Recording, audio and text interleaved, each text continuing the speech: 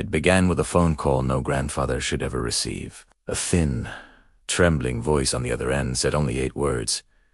"Grandpa, my back hurts.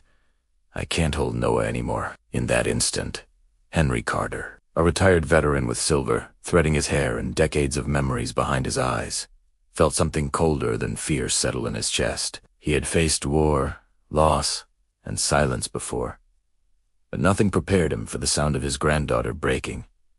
Instinct overpowered age. He grabbed his keys, whistled for Rex, and left everything behind. Henry had sworn he was done running toward danger. His body ached more these days, his knees stiff from years of service and long nights spent remembering faces that never came home. But when Lily's voice cracked through the phone, time folded in on itself. He climbed into his old pickup, Rex jumping in beside him with a soft whine, and sped toward Willow Creek.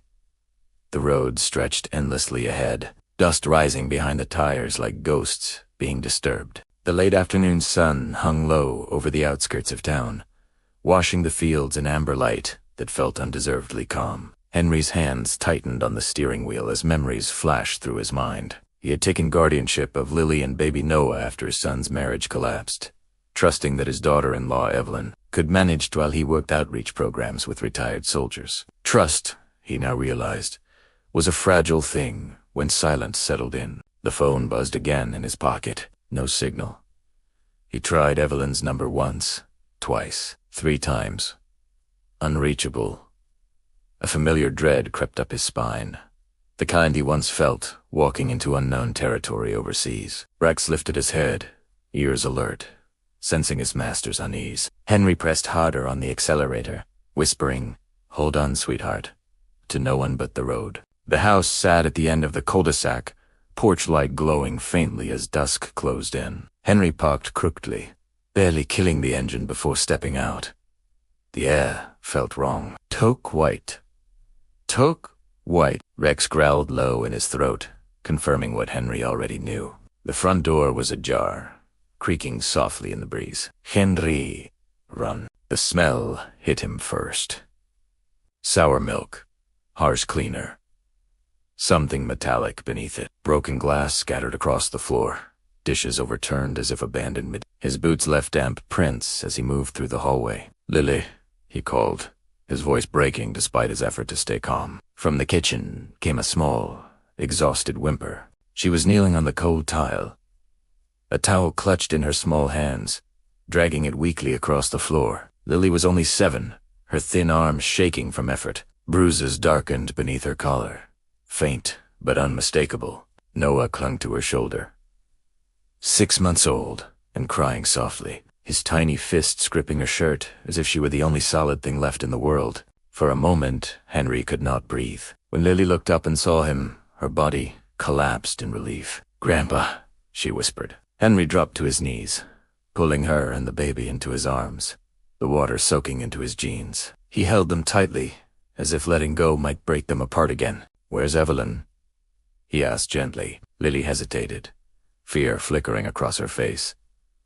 "She left this morning," she said. "She said I had to finish everything before she came back, or we wouldn't eat."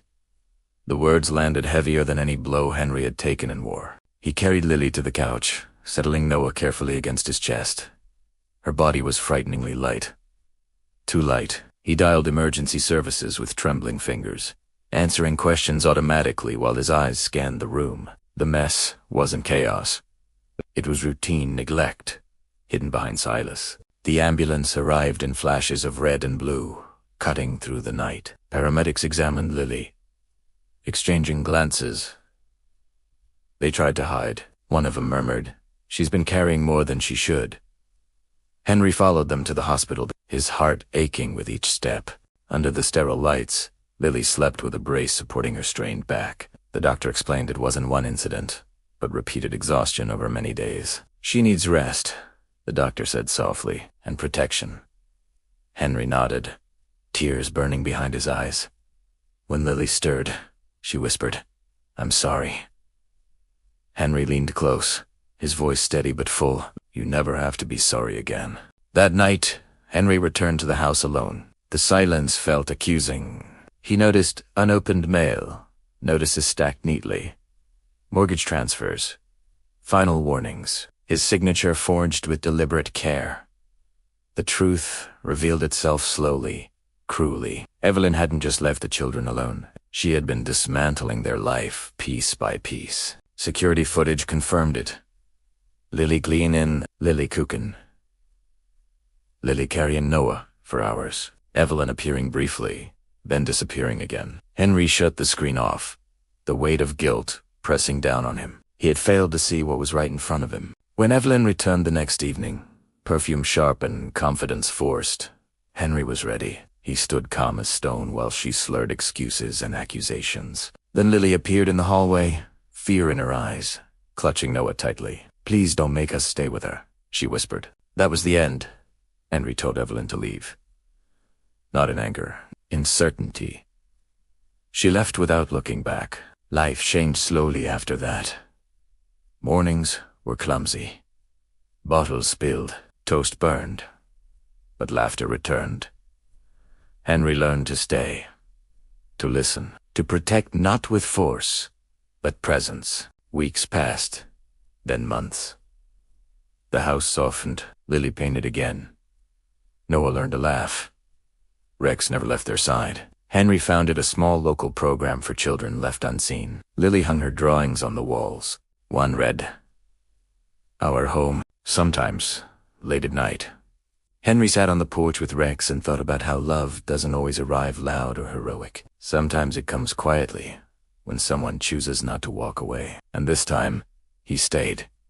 If this story touched you in some small way, take a moment to share your thoughts in the comments. Tell us what you felt, what you remembered, or simply who you're grateful for today. Subscribe if you wish to walk with us through more stories of compassion and quiet heroism, and may God bless you and your loved ones wherever you are.